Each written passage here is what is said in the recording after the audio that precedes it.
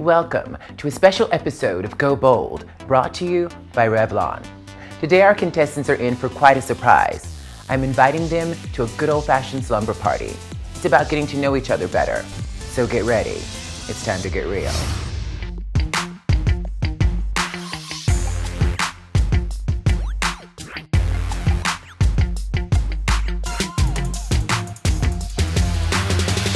Hello, ladies. Good to see you again. How are you feeling?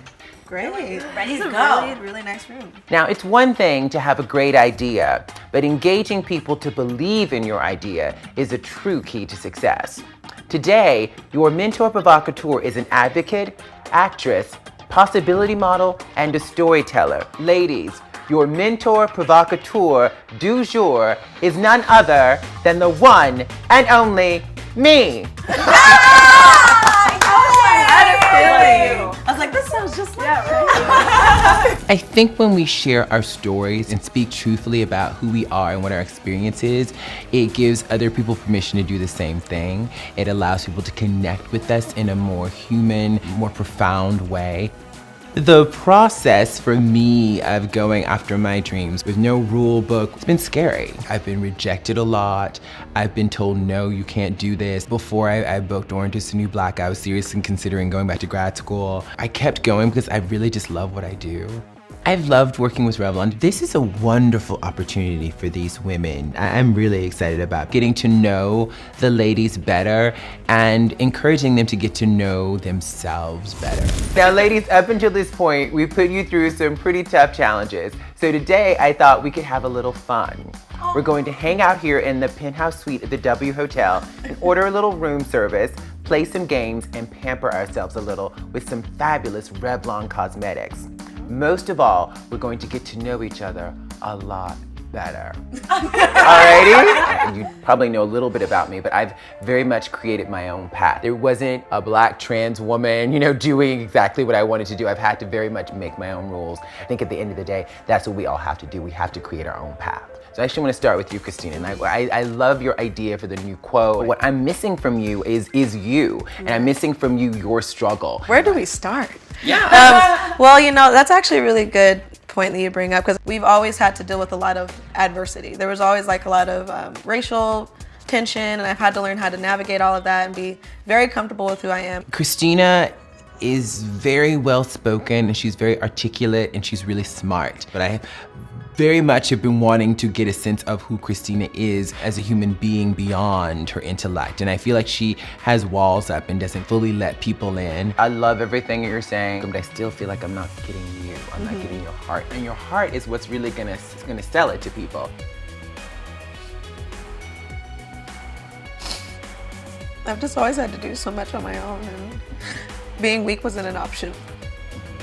It's very hard for me to let people in. I do not trust people. So I couldn't just be whatever. I had to be very on and very put together. Something more vulnerable than pursuing your dreams. There's nothing more vulnerable than starting your own business and putting yourself out there. And that story is what's gonna connect people with the brand to connect with your customers. Right. It was really interesting to hear her say, yeah, we connect on a human level. We wanna hear that personal side. It's always great to share and be real.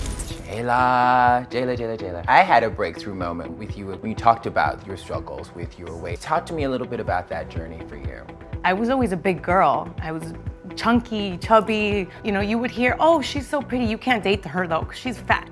So it was really hard for me to understand that. And the hardest part is the world didn't even bother to ask.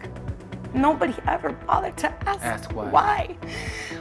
Why are you fat? Jayla, to me, has been the most sort of revelatory when it comes to her own personal story. And I feel that there is an emotional connection there, but it almost feels like she might be going in too far in the emotional direction. We figured out at one point that I had a thyroid problem. Everybody was just like, well, this is who you have to be. This is what you need to look like. And I said, I don't care what anybody in this world says. I am beautiful. And from then on, I was happy with who I was for once in my life. Because you made a decision internally and said, I'm going to be happy. I wasn't going to let anybody bully me anymore. One of the things you have to do is let people see the struggles and the pain and the hurt you've been through. What you consider a weakness might be strength for somebody else. Hey, Bridget. I feel like your brand is is really clear, and I feel like your customer is really clear. Bridget is really interesting to me, and I find her really to be visionary in a lot of ways, but sometimes her presentation gets a little wonky. What I've been concerned about is when it's time for you to talk about it. What happens in those moments for you?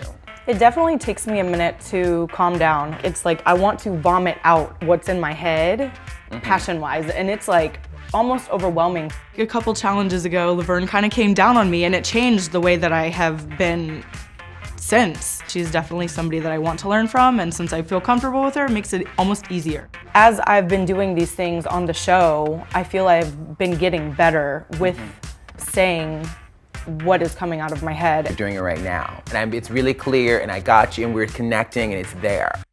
It's always nice to connect on another level with the girls, as opposed to every other time when there's like somebody up there. I feel like there's like lights and pressure all over me, and I'm like, ah! Thank you so much, ladies, for your honesty during this, and I hope you've enjoyed getting real together as much as I have. But there is a challenge today. We're playing Two Truths and a Lie. Let's start with you, Christina. Can you read your 3 statements? Number 1, I was almost kidnapped when I was 6. Number 2, I've never met my father in person and I've only spoken to him on the phone. Number 3, I overstayed my visa while living abroad for a month. Bridget, which of those do you think is the lie? Maybe number 2? Jayla, which do you think is the lie? My gut is telling me they're being kidnapped at 6. Christina, which is the lie? It's number 2. I'm not my dad. Alrighty, Bridget. I lost my virginity at 18. I was kidnapped when I was 12. I was a topless dancer. Which one is the lie? Jayla. You were a topless dancer. Christina. I'm gonna go with the topless dancer as well. Bridget, which is the lie? I was kidnapped when I was 12. So no points on that one, Yeah, ladies. Jayla. Number 1, I know a little bit of sign language. Number 2, I think that in a past life, I was a Dominican chicken. And number 3, I lived in Costa Rica for 6 months. Christina, which do you think is the lie? I was actually gonna go with number 3. Bridget. I would say number 3. Jayla, which is the lie?